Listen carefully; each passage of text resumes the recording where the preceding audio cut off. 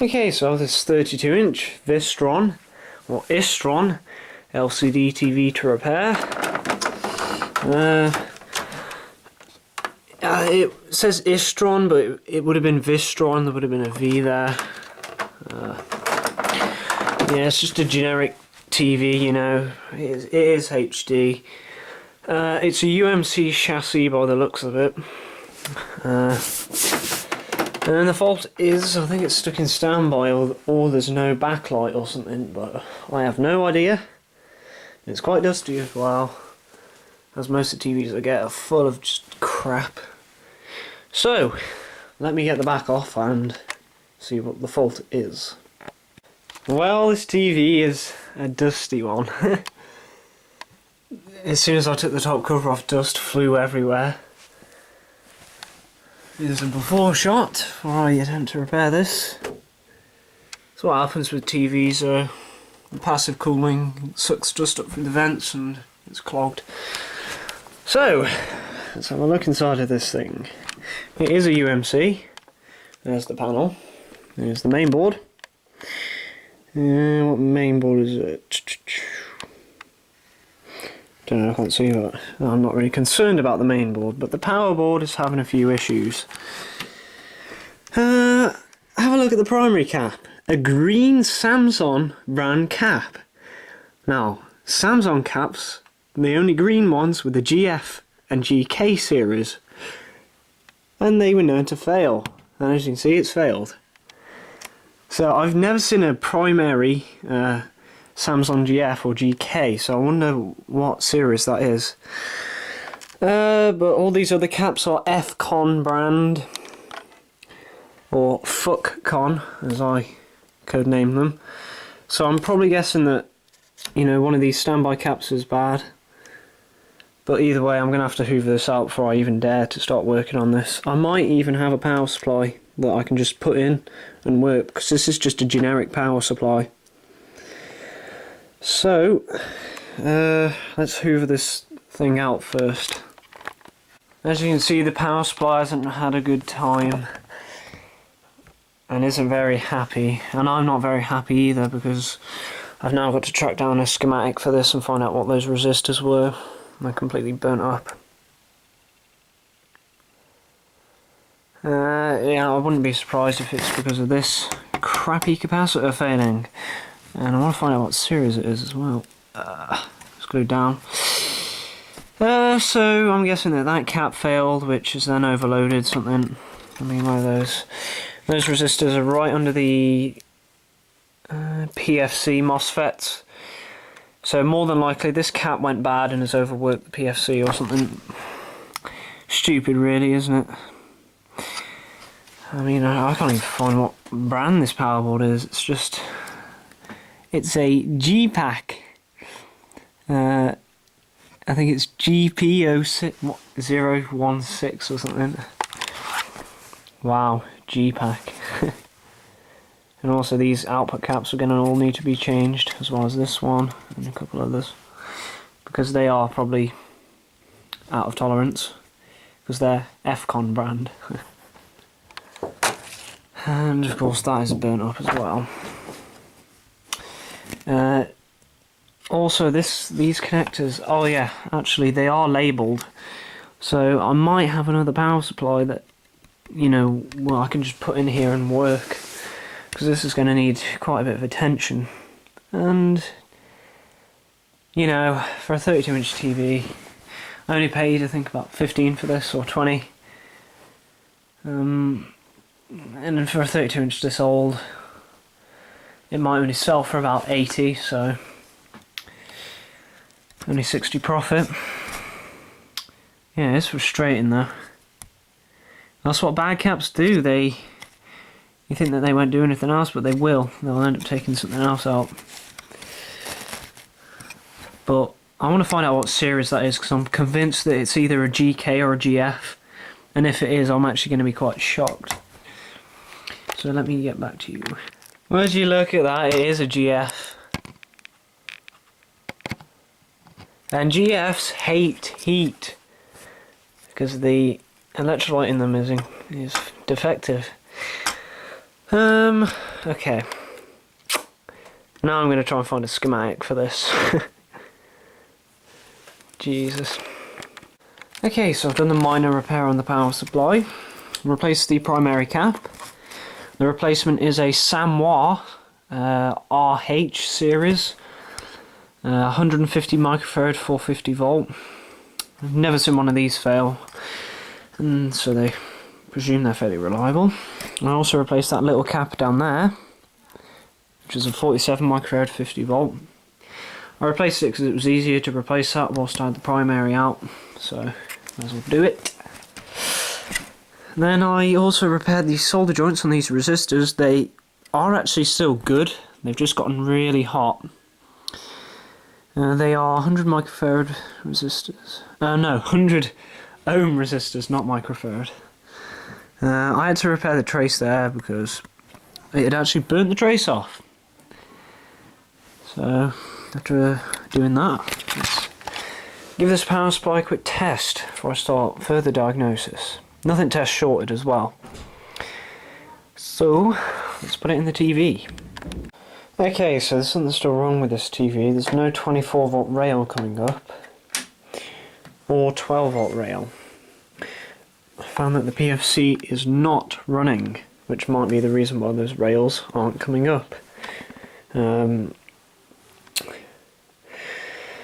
So something's probably shorted that I've missed, and to be honest, we might have a power supply at my work unit that fits this TV, so I might go up there and see if I can find a power supply that matches the connectors.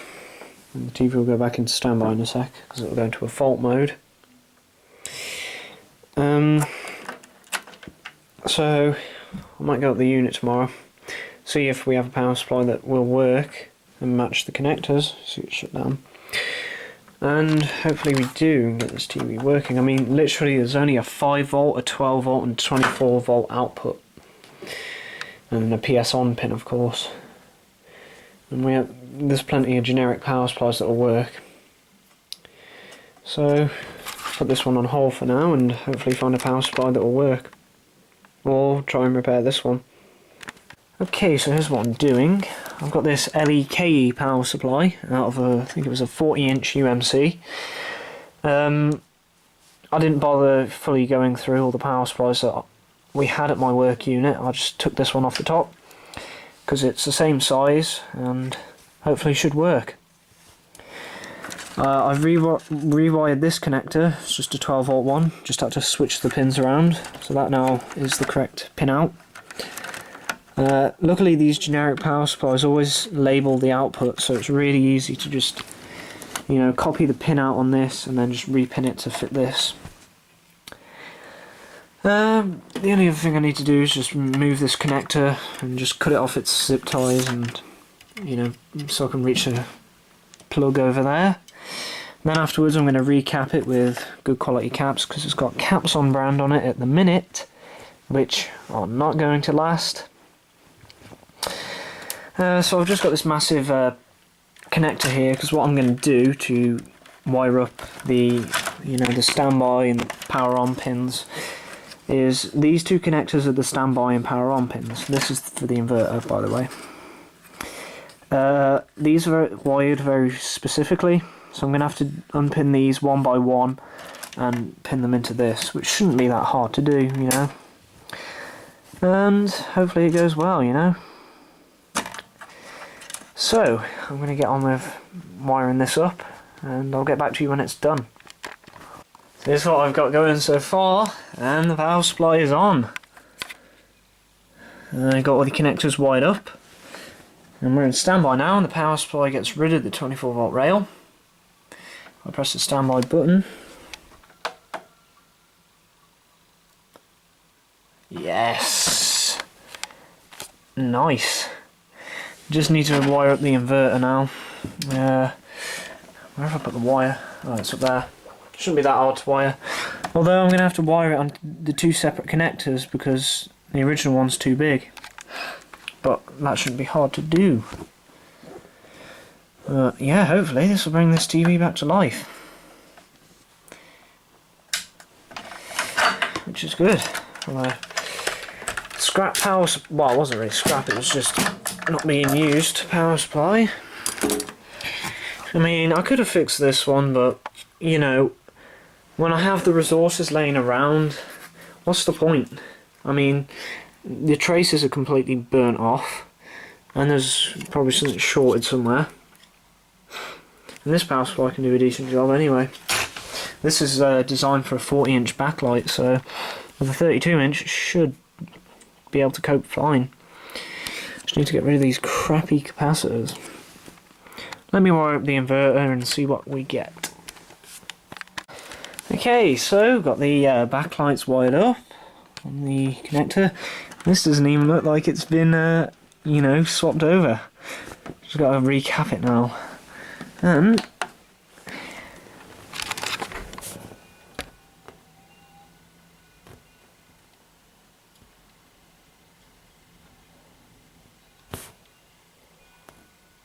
backlight's on.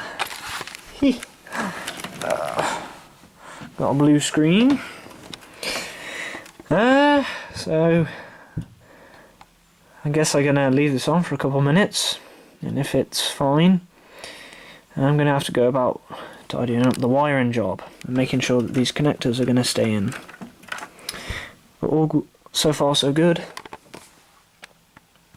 Okay, so I've finished the power supply. We're in standby now. Here's a look at the caps that I've used. Nichicon, Chemicon, Panasonic, and Panasonic's up here.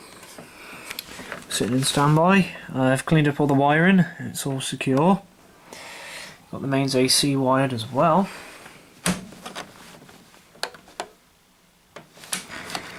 So my light goes to green, see if the backlight comes up. Takes a couple seconds. Yep, backlight's up. Excellent. Now this goes into standby fairly fast because of the no signal screen, but it's on and the mod job has worked. One thing I noticed with this power supply when I was working on it was this heatsink was loose. The solder joint that holds the heatsink down to the board was completely broken. So I repaired that, and there's a massive fracture in the board. Well, not a fracture, but a bow. So I also resoldered that, and that's not because of anything, you know, me or my colleagues have done. It's just because of the way it was sat in the original TV this board was in, which was a 40-inch UMC. Yeah, but this repairs went well, so let's get it hooked up in the other room and see if we get a picture. Okay, so the TV is all fixed. We have a picture. I've put it on this because it just goes into standby if you don't have an input. It's really impatient. But yeah, it's actually quite, you know, the picture's decent for such a cheap and crappy TV. So here's a look at the TV working. Power supply.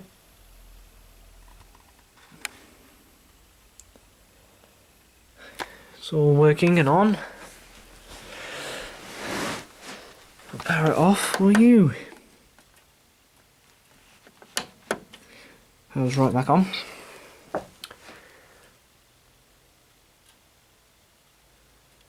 Backlights take a few seconds to come on, but yep, all working. And that was a repair done, and money spent on it, probably about £1 in the caps. But the power board was pretty much, you know,